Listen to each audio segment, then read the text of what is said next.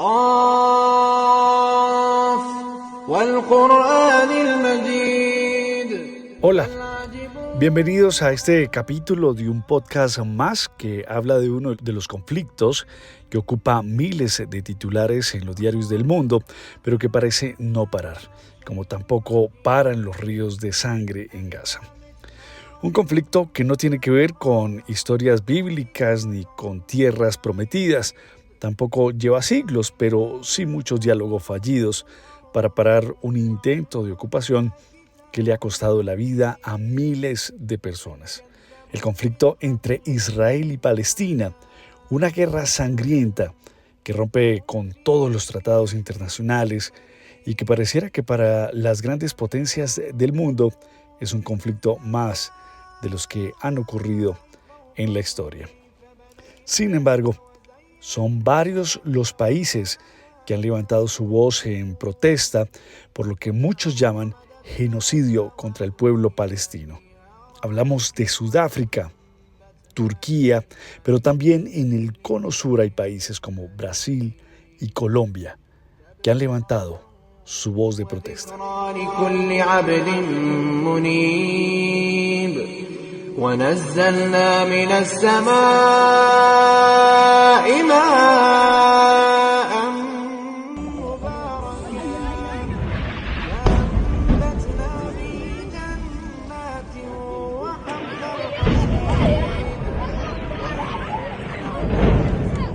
Y detengámonos un poco en Colombia para ir al objeto de este podcast. ¿Qué tiene que ver Colombia en este conflicto entre Israel y Palestina? La verdad es que aunque estamos a miles de kilómetros de allí, algunos presidentes colombianos han tenido que ver en la historia de estos dos pueblos que tienen mucho en común, pero los divide la lucha por el territorio. Hagamos un pequeño recuento sobre los presidentes colombianos que han tenido que ver con Israel y Palestina. En las últimas décadas, los presidentes colombianos han sido pasivos sobre el reconocimiento de Palestina como Estado, hasta que un día antes de finalizar el periodo del expresidente y Premio Nobel de Paz, Juan Manuel Santos, reconoció a Palestina como Estado, un precedente que no permite a sus sucesores cambiar de opinión. Luego, en el periodo del expresidente Iván Duque, quien mostraba tener nexos con Israel, terminó creando la oficina comercial en Jerusalén, una especie de embajada colombiana para dar a entender quizá que esta era la capital de Israel. Jerusalén, una ciudad sagrada tanto para los palestinos como para los israelitas. Luego llega la actual era del presidente Gustavo Petro, donde precisamente se están viviendo estos fuertes ataques y muertes de hombres, mujeres y niños. Este líder de izquierda pro-palestino denuncia ante la comunidad internacional un genocidio y recientemente anunció también en Colombia que este país rompe relaciones diplomáticas con Israel. Así lo anunció el pasado 1 de mayo de este año 2024 en la celebración o conmemoración, mejor, del Día de Trabajo en la Plaza de Bolívar de Bogotá frente a miles de colombianos que coreaban su nombre.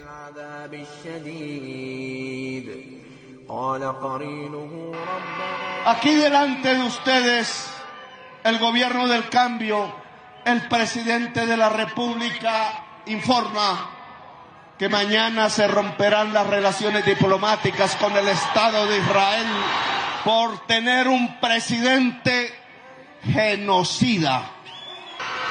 Creo que hoy la humanidad toda en las calles por millones está de acuerdo con nosotros. Aunque este conflicto no está enmarcado en una orilla del espectro político, los comentarios de Gustavo Petro han generado fuertes críticas de la oposición, que en su gran mayoría pertenecen a partidos de la derecha política de este país colombiano. Hasta el momento, los efectos que trae este rompimiento de las relaciones diplomáticas entre Colombia e Israel pues son eminentemente comerciales. Colombia tenía acceso a las altas tecnologías sobre seguridad que les otorgaba Israel en intercambio comercial con minerales como el carbón y esmeraldas. Esto último, pues, exportaba Colombia hacia este país de lo que se llamaba antiguamente como el Oriente Medio. Aunque aparentemente Colombia dependía de las decisiones de Estados Unidos sobre Israel y Palestina, la Casa Blanca no le habría reclamado a Colombia por esta decisión de este rompimiento diplomático de las relaciones entre ambos países. Ahora solo basta esperar qué rumbo irá a tener este sangriento conflicto por parte de intervenciones más decididas de países como Irán y Turquía, que quizás han mostrado los dientes frente a esta situación humanitaria en contra del pueblo palestino.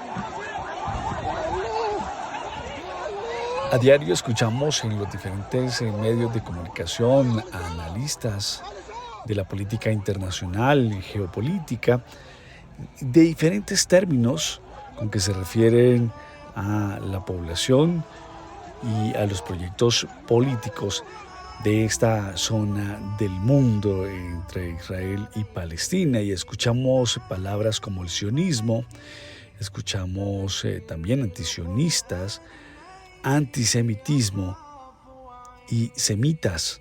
Y encontramos que sionismo es simplemente un proyecto político de judíos para construir territorio como objetivo. Es un proyecto que tiene como base una ideología creada por judíos seculares europeos que vivían entre Alemania y Rusia y cuyo objetivo es construir territorio para el pueblo judío. También existe el antisionismo, que no necesariamente es odio a los judíos. Está el antisemitismo, que sí es un rechazo a los judíos. Es una manifestación europea nacionalista que le dan a los judíos identidad racial para excluirlos. No todos los israelitas son sionistas de este proyecto político.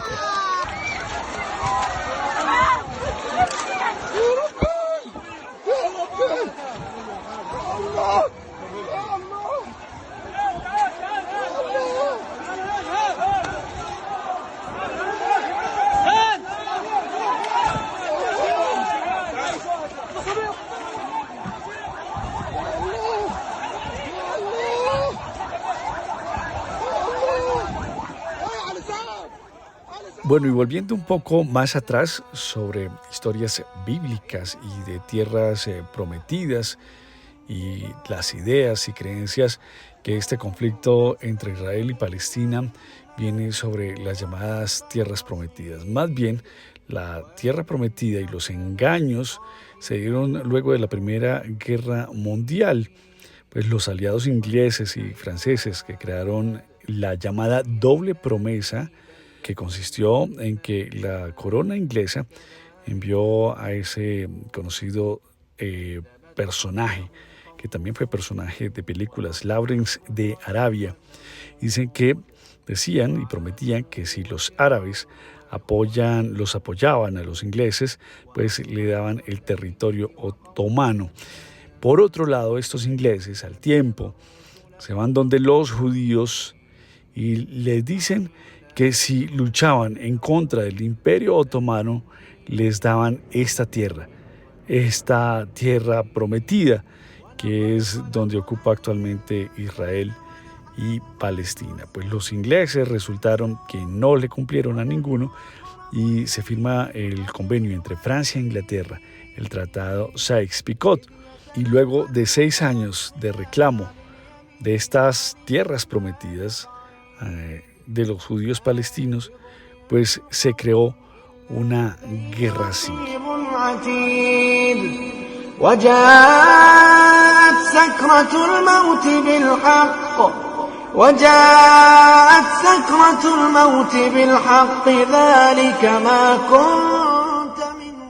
Y esta larga historia de judíos pasa pues por la aparición de Winston Churchill en Inglaterra, también la llegada del fascismo y nazismo al poder, llegan los campos de concentración en contra de las comunidades judías.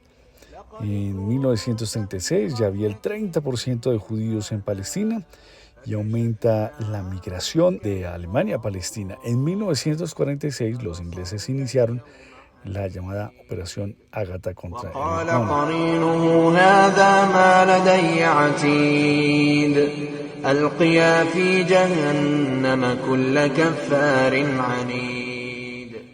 En 1947 aparece el Plan de Partición. Los ingleses presentaron ante la ONU un plan de partición que consistía en que el territorio, el 56% del territorio era para el sionismo, para los sionistas, el 42% para los palestinos y el 2% para la comunidad internacional de la Sagrada Tierra de Jerusalén.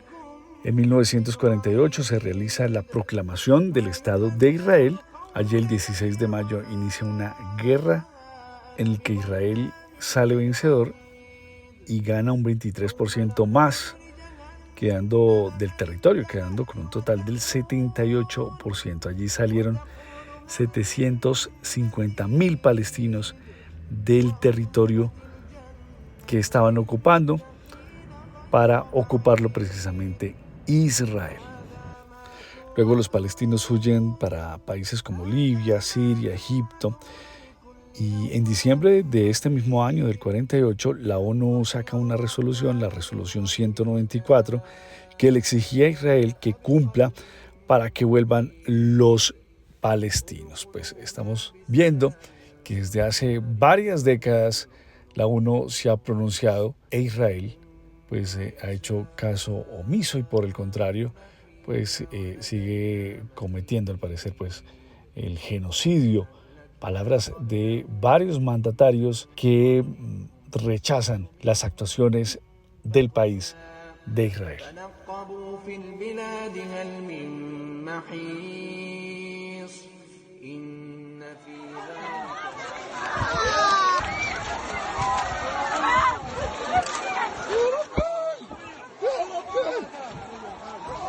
لقد خلقنا السماوات والأرض وما بينهما في 6 أيام وما مسنا من لغوب فاصبر على ما يقولون وسبح بحمد ربك قبل طلوع الشمس. Y hasta aquí este podcast sobre el papel que ha jugado Colombia en la historia reciente de esta guerra que parece nunca acabar, pero los niños siguen muriendo ante los ojos del mundo.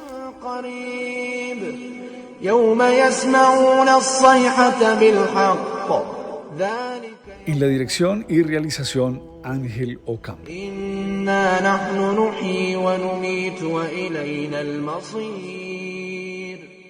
يوم تشقق الأرض عنهم سراجا